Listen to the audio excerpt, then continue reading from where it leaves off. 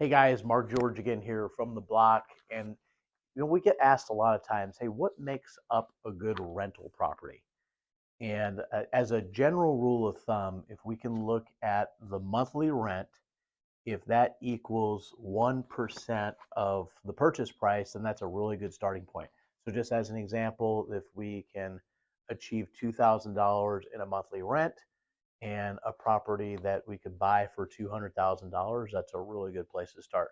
Now, as you can imagine, with increased property values and rents having come up some, but not quite as aggressively as purchase prices, then that's becoming harder and harder to come by.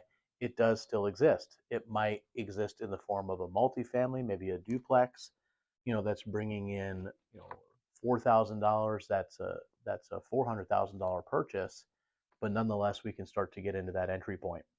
So, really, until we've achieved close to that number, then we can start to look at other things like, okay, what's the property management going to run? What are the taxes? What are going to be what's the insurance over there? Are there any other common expenses that we can then deduct out of there and see if we're getting what would be considered our minimum return on investment?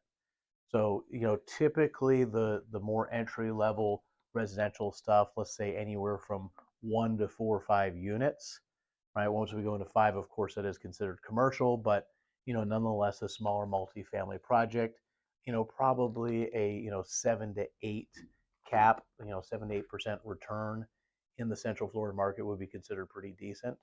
There might still be some tens out there, uh, but nonetheless, let's just understand that we're at least getting in there with that 1% rule first, and then we can take a closer look at it.